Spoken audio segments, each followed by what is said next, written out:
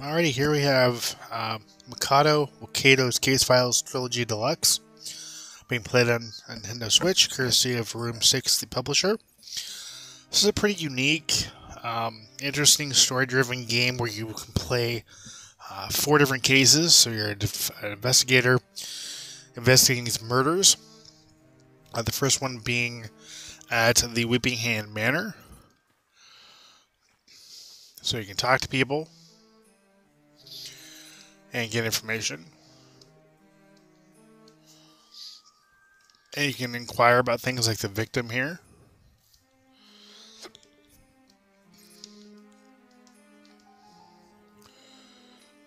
And you essentially just have to figure out, what happened. Get to the bottom of things. Who committed these murders. And it's a pretty neat game. I like the art direction with the minimalistic colors, and then the red influence with the blood. Definitely pretty unique. Yet at the same time, very gruesome game at times as well. The story is very good. The story is good. It's intriguing, and it definitely does a great job of keeping you engaged. So I'm going to go ahead and just leave. Investigate the victim here. Oh, I doesn't want to do that apparently. What happened? Are you alright? Ask you a few questions. Who I am. That's police badge, isn't it? You're a detective? Yes, and I'll be taking notes on what I hear from all of you. Okay. Now that I'm writing down my findings, I could try raising...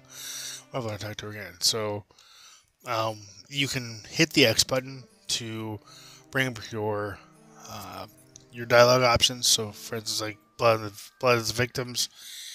And then, when you talk to them again,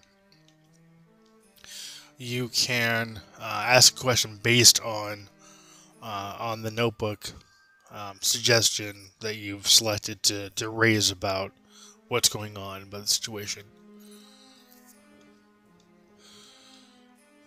And what's cool about this is that if you do bring up the notebook here to raise a particular question or particular line of questioning, the game will keep track of who you haven't asked yet, which is really kind of cool.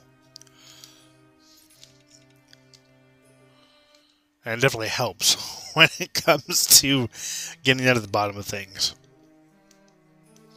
And then based on how they answer, that's going to give you additional things to ask as you're trying to figure out what exactly happened and all that.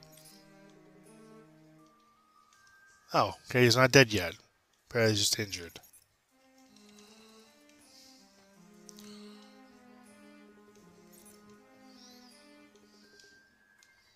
The majority of the cases involve murders, which is why I assumed the guy was murdered. Obviously, that's not the case. So, I mean, the only thing I could suggest potentially as a way to make the game be a bit better than it is would be to have more definition to the characters. Maybe have them be like 3D or maybe even pseudo 3D, which would look really cool. Unfortunately, some of the game artwork make it look like that's exactly the case. It's pseudo 3D, and it's not. So, more definition to the character would have been nice. Characters would have been nice, but that doesn't detract from the fact that this is a really good and fun detective-style adventure game or murder mystery.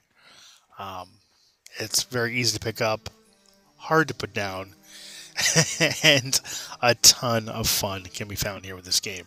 If you're a fan of Phoenix Wright, if you're a fan of the Retro Detective game that I covered previously on the channel, you're gonna like this series of games. It's got a great set of cases here, fun, interesting dialogue, and like I said, a very easy to pick up and fun to play game.